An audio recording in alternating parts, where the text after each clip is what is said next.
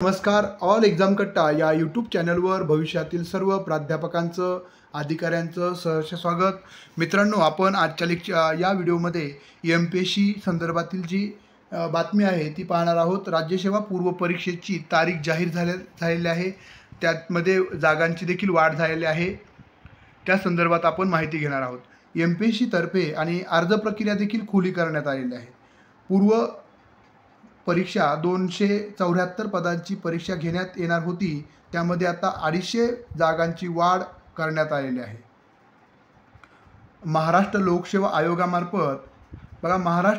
आयोगामार्फत घेतल्या जाणाऱ्या राज्यसेवा पूर्व परीक्षा MPSC प्री एक्झाम तारीख अखेर जाहीर करण्यात आलेली आहे. MPSC तर्फे येत्या 6 जुलै 2024 रोजी राज्यसेवा पूर्व परीक्षा घेतली जाणार आहे. या परीक्षेसाठी घोषित करण्यात आलेल्या जागांमध्ये वाढ करण्यात आलेली असून SEBC उमेदवारांसाठी अर्ज करण्याची सुविधा देखील देण्यात आली आहे.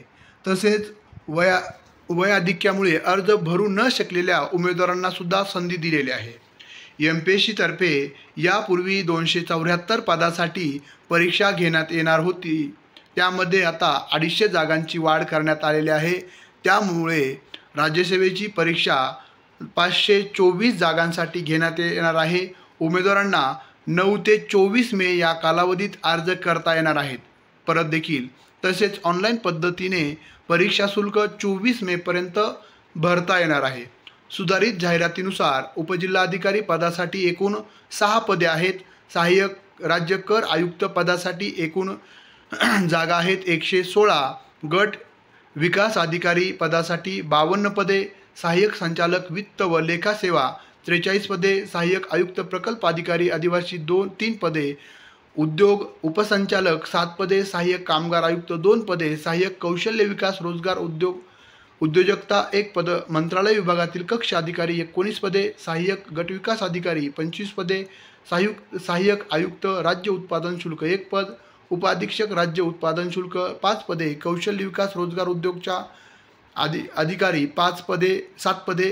सरकारी कामगार अधिकारी 4 पदे. सहाय्यक प्रकल्प अधिकारी, सांख्यिकीय अधिकारी, प्रशासकीय अधिकारी, संशोधन अधिकारी, गृह प्रमुख 4 पदे. उद्योग अधिकारी 7 पदे. सहाय्यक प्रकल्प अधिकारी 52 पदे. निरीक्षक अधिकारी 76 पदे. महसूल व वन विभाग 48 पदे. वन क्षेत्रपाल 16 पदे. स्थापत्य अभियांत्रिकी सेवा परीक्षा एकूण 45 पदे.